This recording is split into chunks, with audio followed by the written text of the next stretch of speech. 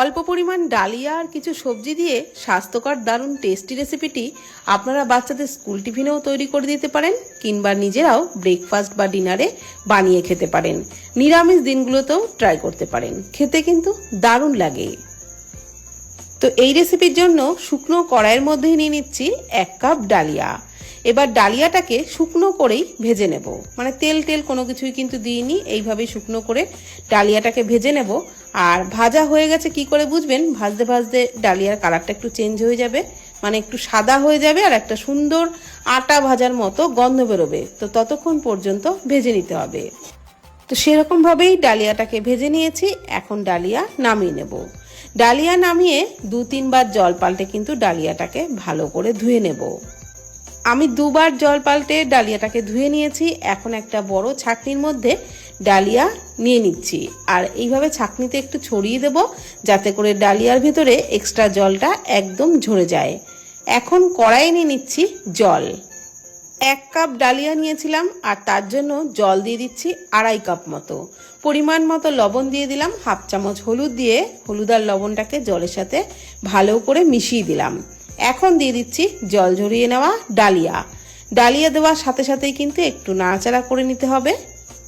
তারপর ঢাকনা চাপা দিয়ে ডালিয়াটাকে সিদ্ধ করে নেব। তো 5-7 মিনিট মতো ফুটিয়ে নিয়েছি। এখন কিন্তু ডালিয়ার জলও শুকিয়ে গেছে আর ডালিয়াও প্রায় সিদ্ধ হয়েই গেছে। এইবার গ্যাসের ফ্লেম বন্ধ করে দেব। তো বন্ধুরা, জলের মাপটা কিন্তু ঠিকঠাক রাখবেন। এখানে যেরকম আমি 1 কাপ ডালিয়ার জন্য 2.5 কাপ জল নিয়েছি, তাহলেই কিন্তু রেসিপিও পারফেক্ট হবে। এইবার আরেকটি কড়াইয়ের মধ্যে 4 টেবিল চামচ সাদা তেলে 2 টেবিল চামচ ঘি দিয়ে দিলাম। ঘি আর তেলটাকে মিশিয়ে নেওয়ার পর দিয়ে দিলাম একটা শুকনো লঙ্কা, 2টো তেজপাতা। লো ফ্লেমে নাড়াচাড়া করে এগুলোকে একটু ভেজে নিলাম। তারপর দিয়ে দিচ্ছি একদম ছোট টুকরো করে কেটে নেওয়া গাজর। আর গাজর দেওয়ার পরপরই একটু লবণ দিয়ে দিলাম যাতে গাজরটা তাড়াতাড়ি সফট হয়। লবণ দিয়ে গাজরটাকে নাড়াচাড়া করে খুব ভালো করে একটু ভেজে নিচ্ছি। তারপর দিয়ে দিচ্ছি 10-12টা মতো কাজু, আর কাজু দিয়েও নাড়াচাড়া করে কাজুটাকেও একটু গাজরের সাথে ভেজে নেব। এবার ওর মধ্যে দিয়ে দিচ্ছি ক্যাপসিকাম কুচি, একদম ছোট টুকরো করেই কেটে নিয়েছিলাম। আর কাঁচা লঙ্কা কুচিটাও দিয়ে দিলাম, যেমন ঝাল খাবেন সেই বুঝে দিয়ে দেবেন। আমি এখানে 3টে কাঁচা লঙ্কা কুচি দিয়েছি। আর এগুলোকে নাড়াচাড়া করে আবারও একটু ভেজে নিচ্ছি। আর আমি যেসব সবজি দিয়েছি তা বাদ দিয়ে কিন্তু আপনারা আপনাদের পছন্দ মতো অন্যান্য সবজিও এর মধ্যে ব্যবহার করতে পারেন। দিয়ে দিলাম কয়েকটা কিশমিশ, 10-12টা মতো কিশমিশ দিয়ে দিলাম। কিশমিশটাকেও একটু নাড়াচাড়া করে নিচ্ছি। এইবার অল্প করে কিছু মশলা দিয়ে দিচ্ছি, 1/2 চামচ করে জিরে গুঁড়ো, ধনে গুঁড়ো আর একটু লঙ্কার গুঁড়ো, সামান্য একটু 1/2 চামচেরও কম দিলাম গরম মশলার গুঁড়ো। সমস্ত মশলা দিয়ে নাড়াচাড়া করে সমস্ত সবজির সাথে একটু ভাজা ভাজা করে নিচ্ছি। বন্ধুরা, আপনাদের সাথে ডালিয়ার পোলাও, খিচুড়ি এগুলো তো শেয়ার করেছি, তবে আজকে কিন্তু শেয়ার করছি ডালিয়ার নামকিন। এই রেসিপিটা অবশ্যই একবার ট্রাই করবেন, এটাও খেতে কিন্তু দারুণ লাগবে। তো সমস্ত সবজি আর মশলা ভেজে নেওয়ার পর যে সিদ্ধ করে রেখেছিলাম ডালিয়া লবণ হলুদ দিয়ে, সেটাকে প্রথমে অর্ধেকটা দিয়ে একটু নাড়াচাড়া করে নিচ্ছি। তারপর বাকি অর্ধেকটাও দিয়ে দেব।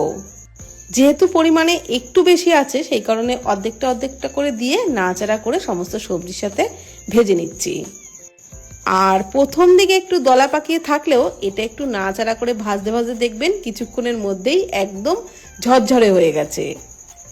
টেস্টের ব্যালেন্সের জন্য আমি কিন্তু এর মধ্যে একটু চিনি দেবো, আপনারা পছন্দ করলে দেবেন, না পছন্দ করলে না দিলেও হবে। 1/2 চামচ মতো চিনি দিলাম, তবে চিনি দিলে কিন্তু স্বাদটা আরও বেশি ভালো হবে। তো চিনিটা দিয়েও নাড়াচাড়া করে সমস্ত কিছু ভালোভাবে মিশিয়ে নিচ্ছি। আর তারপর দিয়ে দেবো কয়েকটা ভাজা চিনে বাদাম। আপনারা চাইলে এর মধ্যে কাজু বাদামও ব্যবহার করতেই পারেন। তো চিনে বাদাম দিয়েও নাড়াচাড়া করে ডালিয়ার সাথে একটু মিশিয়ে নিচ্ছি। আর বন্ধুরা, এই ভিডিওর যখন শর্ট ভিডিও শেয়ার করেছিলাম তখন কয়েকজন বলেছিলেন যে একাদশীতে ডালিয়া খাওয়া যায় না। তো একাদশীতে যদি আটার রুটি খাওয়া যায়, আটা তো গম থেকেই তৈরি হয়, আর ডালিয়াও কিন্তু গমেরই ভাঙা টুকরো, তাহলে ডালিয়া খেতে দোষ কোথায়? যদি কেউ জেনে থাকেন কমেন্ট বক্সে অবশ্যই জানাবেন, হয়তো আমার ভুল ধারণা হতেও পারে। তো আজকের ভিডিওটি কেমন লাগলো প্লিজ কমেন্ট করে জানাবেন। ভালো থাকবেন, সুস্থ থাকবেন, ধন্যবাদ।